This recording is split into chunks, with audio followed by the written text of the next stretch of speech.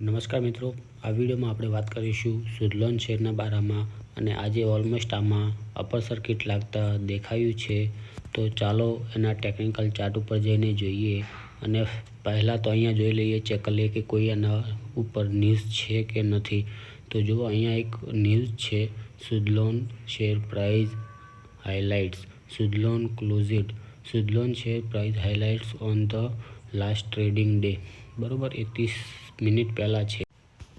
તો અત્યારે તો એવી કોઈ ન્યૂઝ આમાં દેખાતી નથી. તો આપણે હવે આમાં શું કરવું જોઈએ અને શું અત્યારે આ શેર ખરીદવો જોઈએ કાલે કે પરમ દિવસે? તો હું તો તમને એટલું જ કહીશ કે જુઓ, સૌથી પહેલાં એક અહીંયા હું લાઈન તમને દોરીને બતાવું છું, હોરિઝોન્ટલ રે, કે જુઓ અહીંયાથી હંમેશા ઘડીએ આ શેર છે ને એ રેઝિસ્ટન્સ ફેસ કરીને નીચેની સાઈડ જાય છે. બરાબર, તો અહીંયા એક લાઈન હું અહીંયા ડ્રો કરી લઈશ પહેલાં તો.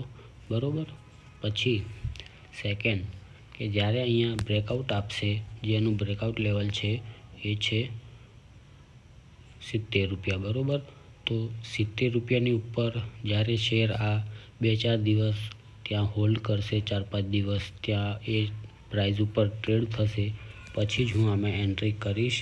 અને સેકન્ડ કે જ્યારે હું ત્યાં એન્ટ્રી કરીશ તો એ પણ હું સ્વિંગ ટ્રેડિંગ માટે કે નાનું એક શોર્ટ ટર્મ ટાર્ગેટ માટે જ હું એન્ટ્રી કરીશ. બાકી જો લોંગ ટર્મ માટે મારે આ શેરમાં ઇન્વેસ્ટમેન્ટ કરવું હશે તો હું જે એનો સપોર્ટ લેવલ છે હું તમને પાછળ પણ એક વિડીયોમાં બતાવ્યો હતો, જેમ કે વીકલી ચાર્ટ ઉપર જઈને જોઈશું આપણે.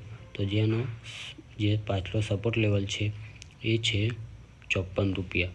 તો જ્યારે હું લોંગ ટર્મ માટે આમાં ઇન્વેસ્ટમેન્ટ કરવા માંગીશ તો જ હું આને 54 રૂપિયા ઉપર ખરીદીશ.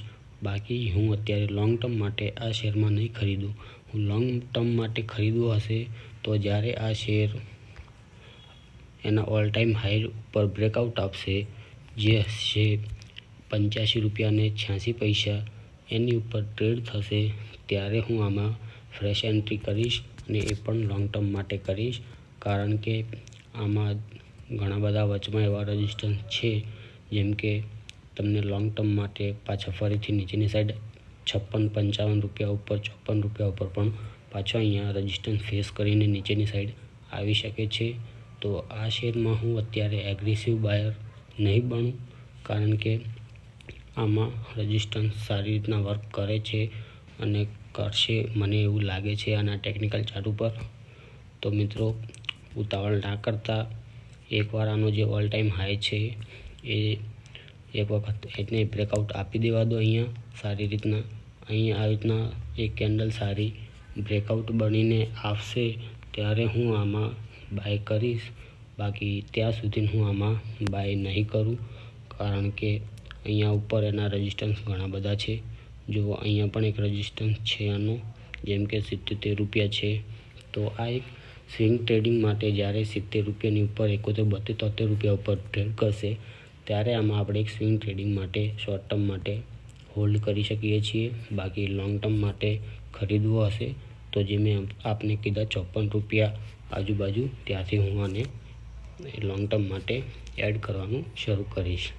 તો મિત્રો, વિડીયો કેવો લાગ્યો એ કમેન્ટ કરીને જરૂર જણાવજો. અને તમે કયા શેરના બારામાં વિડીયો જાણવા માંગો છો એ કમેન્ટ કરીને જણાવજો. તો મળીએ આપણે હવે નેક્સ્ટ વિડીયોમાં.